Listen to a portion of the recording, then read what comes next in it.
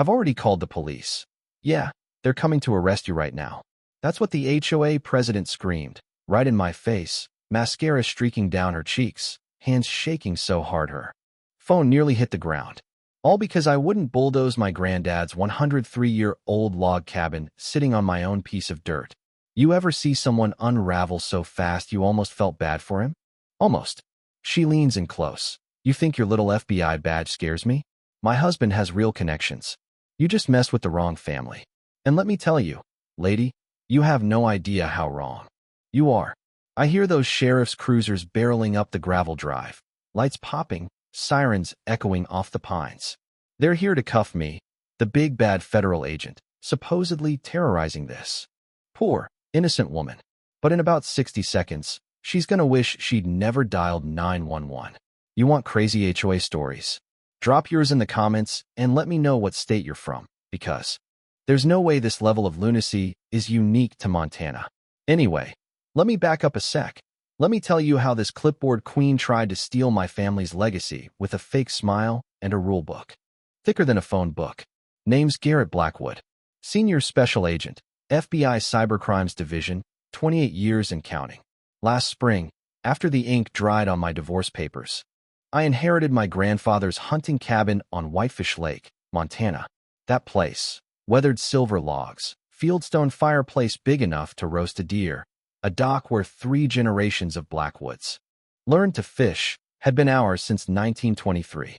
The cabin sits on 2.5 acres of untouched pine and wildflowers. Mornings there, the mist rises off the water, mixing with the smell of wood smoke. And pine pitch hits you right in the chest, wakes you up more than any cup of coffee. I drive up every Friday night, desperate to get out of stuffy federal courtrooms, just to drink real coffee on my dock and hear the loons calling, and feel my grandfather in every groan of those old floorboards. And then, here she comes. Bryn Ashford, 50-something, fresh from California with enough attitude to light up the whole valley.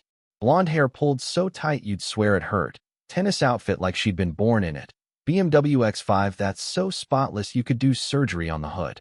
She'd moved in 3 years ago and immediately crowned herself Queen of Whitefish Estates. Clipboard and all.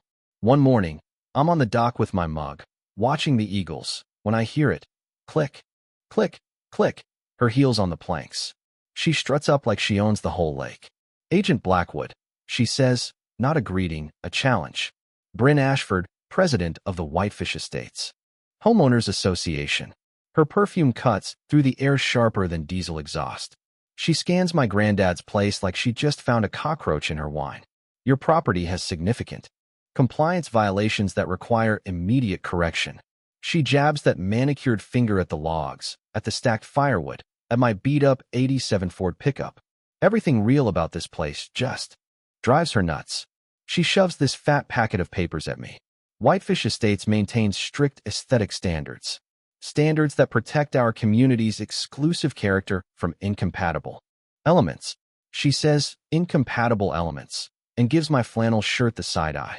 It's clear, folks like me don't belong in her little country club.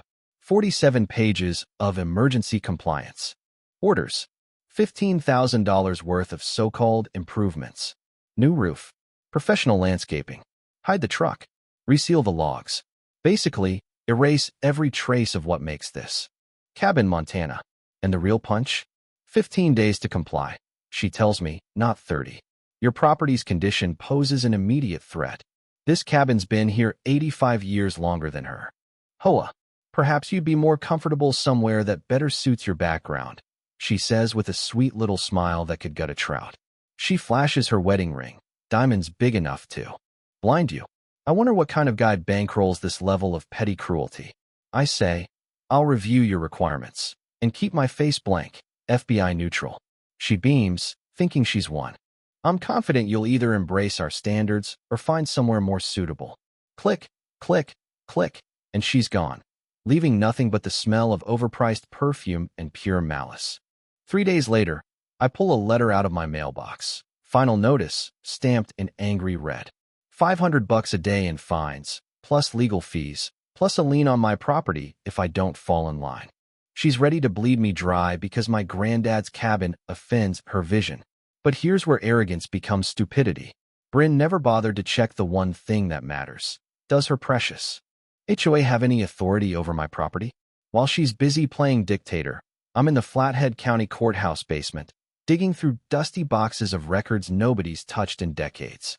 There it is, my granddad's original deed, dated 1923. Said property shall remain in perpetuity under original territorial land grant provisions. Translation: this cabin is grandfathered in, untouchable by her HOA, her rules, her threats. I dig deeper, habits from decades on the job. Find the Whitefish Estates Incorporation papers, dated 2019, clear as day, covenants specifically. Exclude pre-existing structures and historically designated properties. Bryn's rules don't even apply to me. I'm sitting there, covered in courthouse dust, when it hits me. She's committing extortion, demanding money through false legal threats. That's a federal crime. Monday, I check on my neighbors. Turns out I'm not alone. Mrs. Sterling, 83, gets threatened over a visual nuisance, her tomato garden. Been there 15 years. She told me some activities don't belong in certain neighborhoods, Mrs. Sterling says, hands shaking as she pours tea. Bryn even called her garden a refugee settlement. Down the street, the Morrison kids lost their swing set, playground equipment not approved. Jim Hartley, Navy vet, fined for flying his American flag incorrectly. Pattern's clear. She's targeting anyone who doesn't fit her ideal. Classic bully. Pick off the vulnerable, one at a time. Her mistake? She thinks we're isolated. She schedules an emergency HOA meeting, votes on tougher rules, but only invites her clique. That Wednesday, my kitchen's packed. Mrs. Sterling's cookies on the table, violation letters spread out like war plans. Jim says she expects us to fight alone. I lay out the courthouse findings, grandfathered rights, legal exemptions, evidence of harassment. Tomorrow, I tell them, we fight together. Thursday, I park across from the community center. Bryn's up front, projecting my cabin on a screen, pointing out violations to a room full of luxury car owners. They vote, 23 minutes to declare my place a public nuisance. I watch the faces. Some look uncomfortable. Most don't even know what they're signing. But while Bryn's playing Queen Bee, I'm playing detective. My FBI access uncovers her California history, identical scams, manufactured violations, foreclosed homes bought up by the same developer. And her husband? Marcus Ashford, FBI, transferred under me 6 months ago. Man's been at my Monday briefings while his wife tries to ruin my life. The irony just about floors me. I can't use FBI resources for this, so I work old school. Document everything. Friday morning. Bryn shows up with a county inspector in tow, fake smile plastered on. Surprise inspection. The inspector looks miserable, sweating bullets. She offered me $1,000 to write you up. He whispers, but your place is solid, man. I got kids, I won't lie for her. That's attempted bribery, federal offense. And she just keeps going, anonymous health complaints, flyers accusing my cabin of poisoning the lake. But with every move, she leaves a trail, every escalation, more evidence for my case. Then, she goes nuclear. Monday, I get called into internal affairs. Someone filed a complaint, complete with faked evidence and witness statements, accusing me of abusing my badge. Badge and gun on the desk. Administrative leave, just like that. Driving home, rage bubbles up. I won't let her steal my grandfather's legacy. Marcus finds me that afternoon, wants to clear the air. He looks miserable, doesn't know the half of what his wife's done. I keep it civil. He wants to keep things professional. I nod. He walks away. Later that evening, Mrs. Sterling calls, crying. Bryn sent fake federal agents to her house, demanding citizenship papers. That's a federal felony. Impersonating officers, civil rights violations.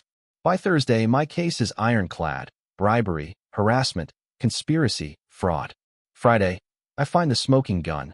Bryn's been digging for dirt on me. FOIA requests, my sealed divorce records, even my financials. Then I get the text. Federal agents can have accidents around mountain lakes. Stop interfering with community progress, or learn firsthand. That's a direct threat. She's crossed into domestic terrorism. Saturday, papers everywhere. HOA bylaws, tax records, emails. Then I see it. a clause buried in the fine print. Whoever controls the HOA board can force lakefront owners to sell at assessed value to a named company, Pine Summit Development. And Pine Summit paid off county officials, bought up foreclosed properties, and needs my land for a $50 million resort. It all fits. This is organized crime, not just HOA bullying.